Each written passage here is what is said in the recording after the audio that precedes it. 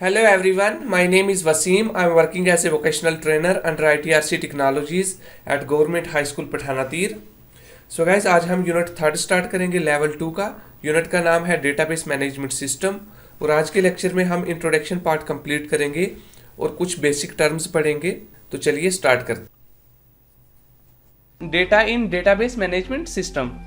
तो डेटा का मतलब होता है इंफॉर्मेशन।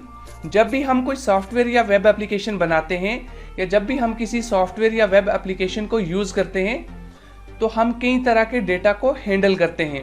तो डेटा किसी भी तरह की इंफॉर्मेशन हो सकती है। हमारा नाम एक डेटा है, हमारा फ़ोन नंबर एक डेटा है, हमारा ईमेल एक डेटा है, डेट और टाइम एक डेटा है, हमारा office name, office address, home address, ये सब क्या है? डेटा है। यानी डेटा हमारे चारों तरफ है। अब यहाँ पर हमारे लिए डेटा वो है जिसको स्टोर करने में हम इंटरेस्टेड हैं। Daily activities uses data. हम डेली बेसिस पर बहुत सारे ऐसे काम करते हैं जिसमें डेटा का इस्तेमाल होता है। हम बैंक जाते हैं, पैसा डिपॉजिट करते हैं तो हम अकाउंट नंबर स्लिप पर लिखते हैं, वो अकाउंट नंबर क्या है? डेटा है। हम अमाउंट लिखते हैं, दैट्स अगेन अ डेटा। हम डेट लिखते हैं, वो भी डेटा है। इसी तरीके से हम जब लाइब्रेरी सिस्टम को एक्सेस करते हैं तो बुक का टाइटल वो भी डेटा है। जब हम अपने फ़ोन में कॉन्टैक्ट लिस्ट एक्सेस करते हैं और उसमें लोगों के नाम, फ़ोन नंबर, ये सब जो चीज़ें हमने स्टोर की होती हैं, ये सारी क्या है? डेटा हैं। जब हम अकाउंटिंग मेंटेन करते हैं, हिसाब किताब रखते हैं, कितना क्रेडिट हुआ, कितना डेबिट हुआ, तो ये भी क्या है? डेटा है। किसी इंस्टीट्यूट के लिए अगर इंक्वायरी मैनेजमेंट सिस्टम है या अगर आप किसी डॉक्टर की क्लिनिक पर जाते हैं, वहाँ पे इंक्वायरी सिस्टम होता है तो विजिटर का नाम वो स्टोर रखते हैं, विजिटर का कांटेक्ट नंबर होता है, एड्रेस होता है, पर्पस ऑफ विजिट होता है। तो ये सारी चीज़ें क्या हैं? डेटा हैं, जो क्या हॉस्पिटल मैनेजमेंट सिस्टम वाले रिकॉर्ड के तौर पर रखते हैं। Billing system.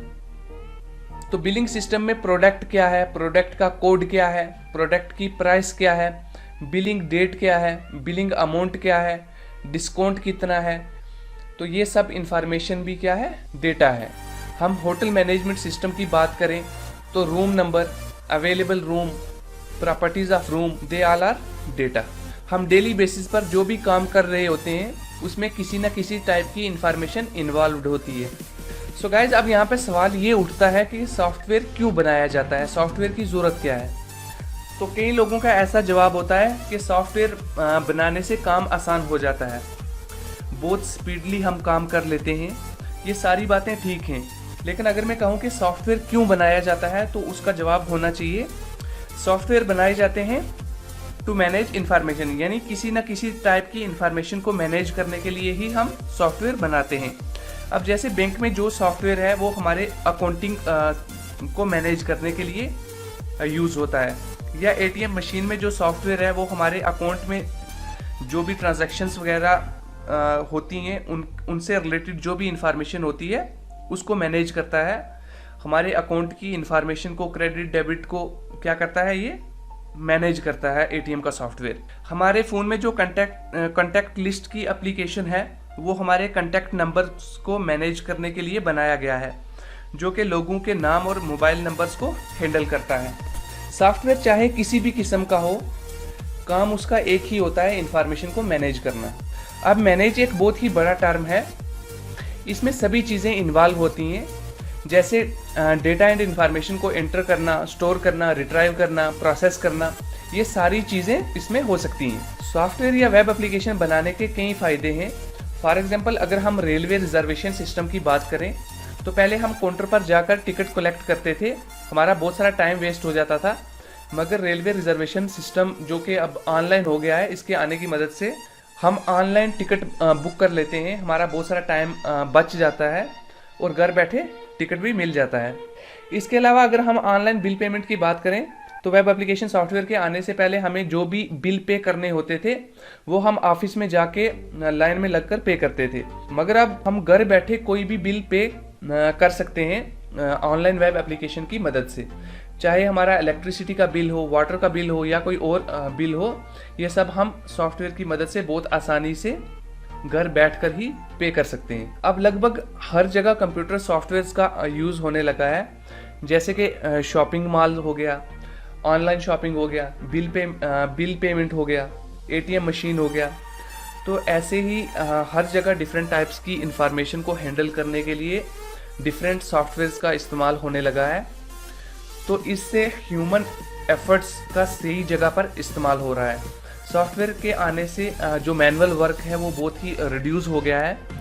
सो गाइज, इससे भी बड़ा फ़ायदा ये है कि डेटा हमारा सिक्योर रहेगा और कैलकुलेशन जो है वो एक्यूरेट हो रही है अब, क्योंकि जो भी डेटा हमारे सॉफ्टवेयर वगैरह हैंडल कर रहे हैं तो सॉफ्टवेयर की जो एक्यूरेसी है वो 100% होती है।